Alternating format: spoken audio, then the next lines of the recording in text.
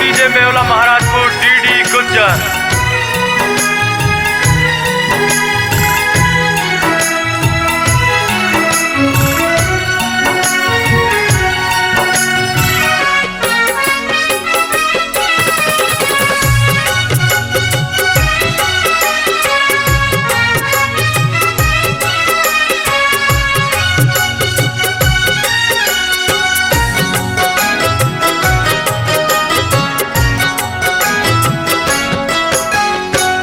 Vary ज़माना हुआ तेरे मेरे प्यार का, वैरी ज़माना हुआ तेरे मेरे प्यार का।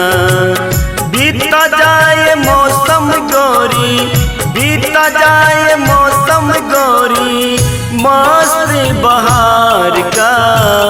वैरी ज़माना हुआ तेरे मेरे प्यार का, वैरी ज़माना हुआ तेरे मेरे प्यार का।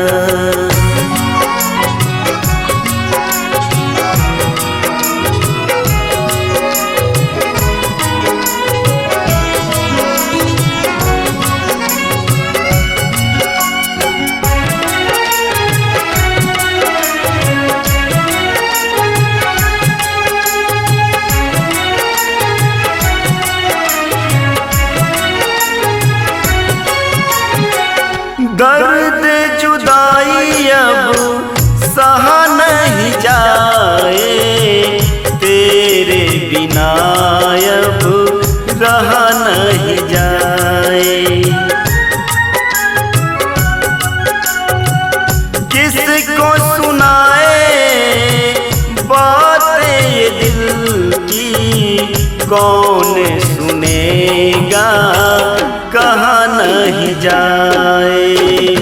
कटता नहीं ये गोरी, कटता नहीं ये गोरी, पल इंतजार का।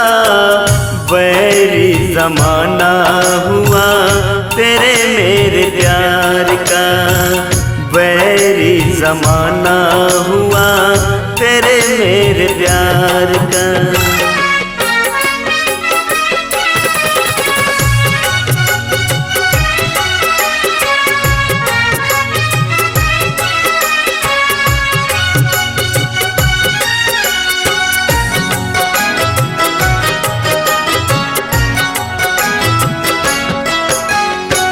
मुझको बताए ये दुनिया वाले, रहे कहाँ जाकर हम दिल वाले।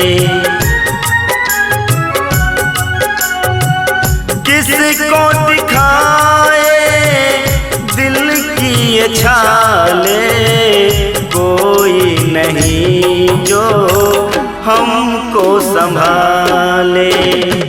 कैसा नियम है ये, कैसा नियम है इस संसार का।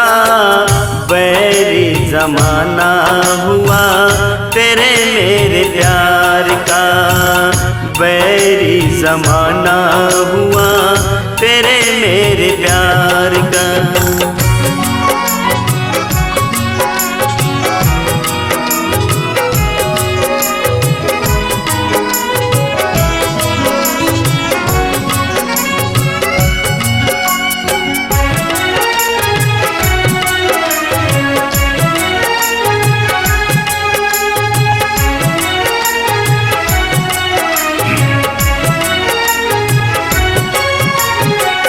रब ने बनाया चाहत का नाता, तू ही बताय अब मेरे विधाता।